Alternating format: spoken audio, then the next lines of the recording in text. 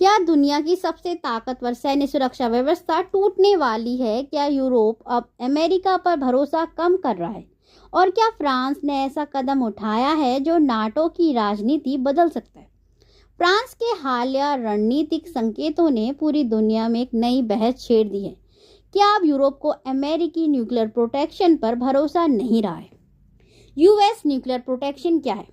Second world war के बाद America ने अपने सहयोगी देशों को एक सुरक्षा गारंटी दी थी। इसे कहा जाता है न्यूक्लियर अम्ब्रेला यानी न्यूक्लियर छतरी। मतलब अगर किसी दुश्मन देश ने यूरोप या नाटो सदस्य पर न्यूक्लियर हमला किया तो अमेरिका उसकी रक्षा करेगा, चाहे जवाब में परमाणु हमला ही क्यों न करना पड़े। हाल के वर्षों में यूरोप के अंदर एक बड़ा सवाल उठ रहा है, क्या भविष्य में अमेरिका हमेशा यूरोप के लिए लड़ने को तैयार रहेगा, खास तौर पर जब अमेरिकी राजनीति में अमेरिका फर्स्ट जैसी सोच मजबूत हो रही है। यूरोप को डर है कि अगर भविष्य में रूस के साथ बड़ा संघर्ष हुआ तो कहीं अमेरिका पीछे ना हट जाए। यूरोप यूक्रेन में देख चुका है। इस बीच फ्रांस ने एक बड़ा संकेत दिया है। फ्रांस लंबे समय से कहता आया है कि यूरोप को अपनी स्ट्रैटेजिक ऑटोनॉमी यानी स्वतंत्र सैन्य क्षमता बनानी चाहिए। अब फ्रांस अपने न्यूक्लियर डिफेंस को यूरोप की सामूहिक सुरक्षा से जोड़ने की चर्चा तेज कर रहा है। ध्यान देने वाली बात यह है कि फ्रांस यूरोप का एकमात्र ईयू मेंबर है जिसके पास स्वतंत्र न्यूक्लियर वेपन है। ब्रिटेन के पास भी न्यूक्लियर वेपन है, लेकिन वह यूरोपियन यूनियन का मेंबर नहीं है। यानी अगर यूरोप अमेरिका पर डिपेंडेंस कम करना चाहता है तो सबसे बड़ा विकल्प फ्रांस ही बनता है।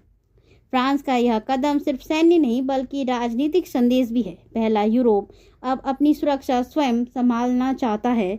दूसरा, अमेरिका को दिखाना कि यूरोप पूरी तरह से उन पर निर्भर नहीं रहेगा। और रशिया को यह चेतावनी कि यूरोप के पास भी इंडिपेंडेंट न्यूक्लियर ताकत मौजूद है। कमजोर होगा। कुछ विशेषज्ञ मानते हैं कि नाटो के अंदर शक्ति संतुलन बदल सकता है, वहीं कुछ मानते हैं कि इससे नाटो और मजबूत होगा। अगर भविष्य में यूरोप अमेरिकी सुरक्षा से दूरी बनाता है तो इसका असर पूरी दुनिया पर पड़ेगा। चीन इसे अमेरिकी इन्फ्लुएंस के वीक होने के रूप में देख सकता है। रशिया यूरोप की यूनिटी टेस्ट कर सकता है। और एशिया में जापान, साउथ कोरिया जैसे अमेरिकी सहयोगी भी सवाल पूछ सकते हैं कि अमेरिका भविष्य में उनके लिए उतना ही कमिटेड रहेगा। फ्रांस का यह रणनीतिक कदम सिर्फ यूरोप की राजनीति नहीं बल्कि पूरी वैश्विक शक्ति व्यवस्था को प्रभावित कर सकता है। अब यह सवाल है, क्या दुनिया एक नए मल्टीपोलर सुरक्षा सिस्टम की तरफ बढ़ रहा है या फिर अमेरिका अभी भी वेस्टर्न वर्ल्ड की सबसे मजबूत सुरक्षा गारंटी बना रहेगा।